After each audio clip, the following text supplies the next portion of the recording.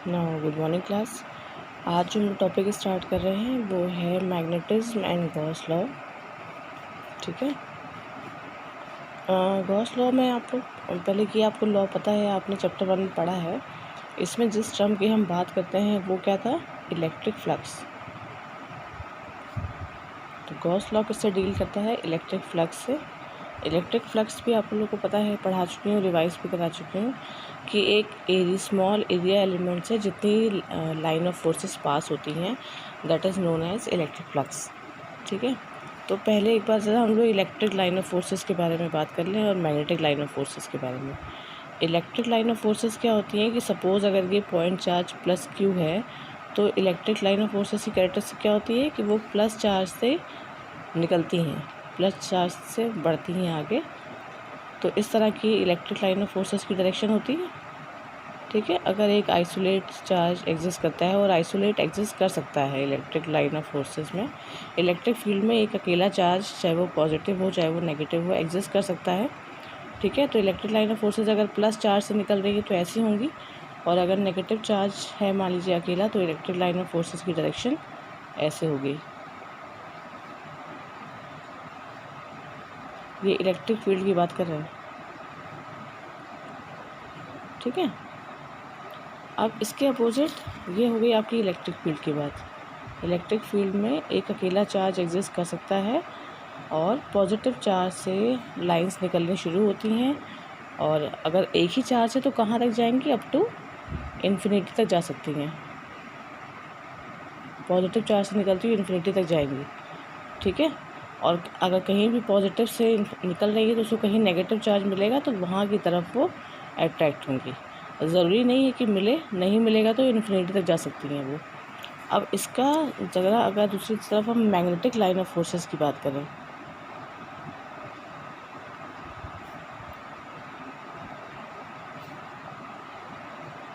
तो क्या एक बहुत बड़ा डिफरेंस है इन दोनों में कि मैग्नेटिक लाइन ऑफ फोर्सेस हमेशा जो है नॉर्थ पोल से शुरू होके साउथ पोल पे ख़त्म हो जाती हैं।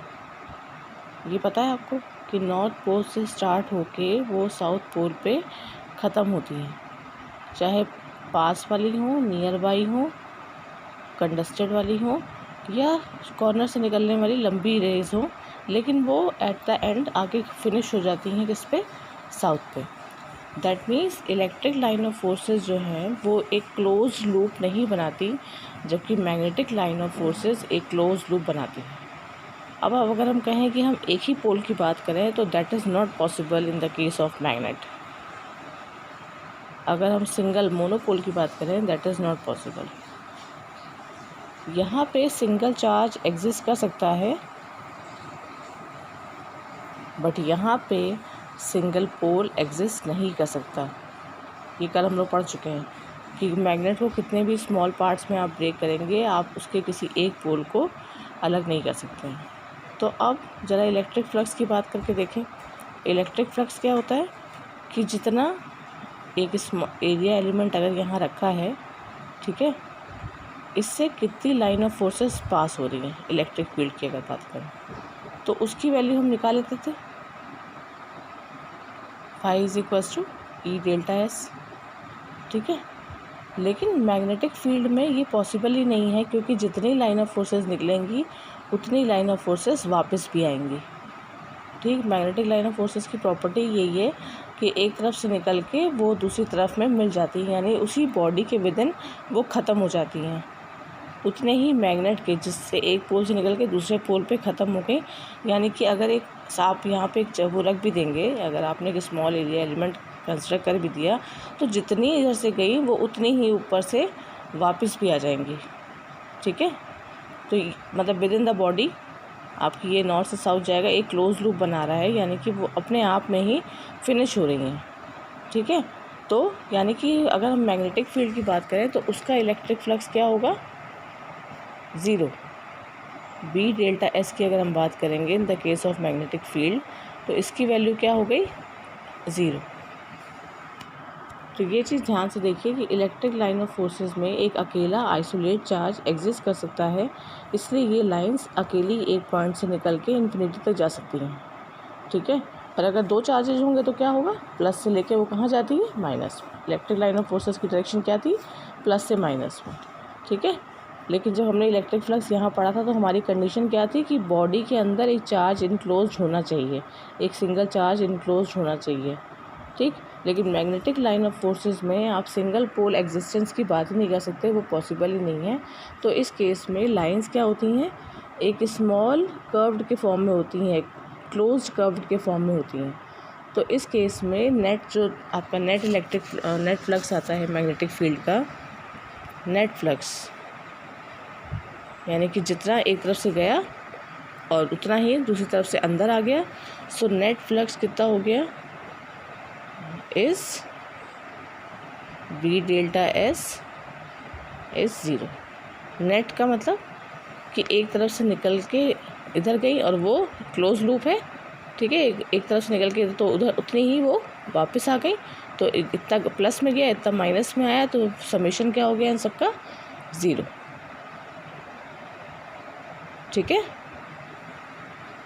तो यही सबसे बड़ा डिफरेंस है गॉस लॉ का। अगर हम गॉस लॉ की बात करें तो लॉ तो वही है, लेकिन अगर हम इसकी बात करेंगे मैग्नेटिज्म में,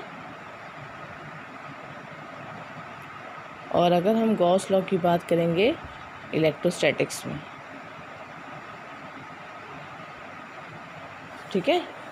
इसमें ये सबसे बड़ा डिफरेंस यही है कि मैग्नेटिक पोल्स जो हैं वो मोनोपोल एग्जिस्ट नहीं करते हैं। ये सबसे बड़ा जो इसका डिफरेंस है, नो एग्जिस्टेंस ऑफ मोनोपोल्स। अगर मोनोपोल्स एग्जिस्ट कर जाते तो हमारी वही बात यहाँ पे कि ज़ीरो ना होता, लेकिन इलेक्ट्रोस्टैटिक में सिंगल चार्ज एग्जिस्टेंस पॉसिबल है, सिंगल चार्ज एग्जिस्ट कर सकता है, ठीक है। इसीलिए यहाँ पे नेट फ्लक्स की वैल्यू आ सकती है, जबकि यहाँ पे नेट फ्लक्स की वैल्यू नहीं आ सकती, क्योंकि यहाँ पे एक सिंगल मोनोपोल एग्जिस्ट नहीं कर सकता है, ठीक है। अब एक बार और देख लीजिए इसकी डेफिनेशन, जो अगर आखिरी में हम कहेंगे द नेट ज़रूर लगाइएगा। नेट का मतलब टोटल, जितना पास हुआ और जितना अंदर आया वापस, उन दोनों का summation. The net magnetic flux, अब मैग्नेटिक फील्ड की बात कर रहे हैं तो net magnetic flux through any close surface is 0।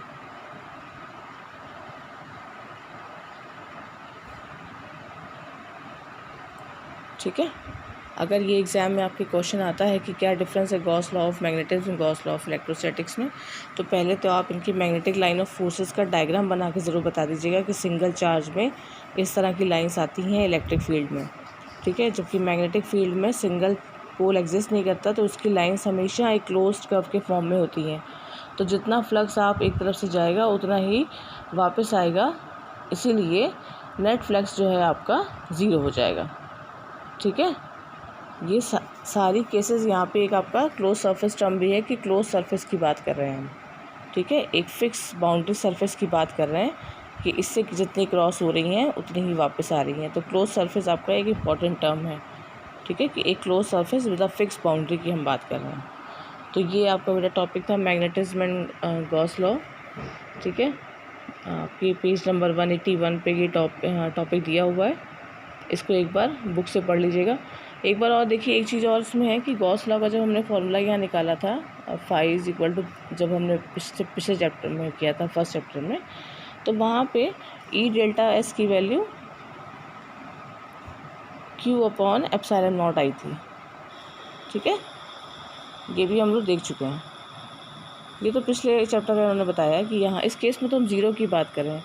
Magnetic field की अगर बात करें मैग्नेटिज्म में, तो उसमें तो 0 ही आता है। इलेक्ट्रिक फील्ड की बात बता रहे हैं कि इसका फॉर्मूला ये भी आता है, ये हम लोग पढ़ चुके हैं पिछले चैप्टर में, तो एक ये फॉर्मूला भी इसमें दिया हुआ है, ठीक है। तो अब इसको अपनी बुक से पढ़िएगा ये topic magnetism and Gauss law, ठीक है। और देखने के बाद इतना मैसेज ज़रूर डाल सकते हैं आप व्हाट्सएप पे कि ma'am we understood, we got it, okay.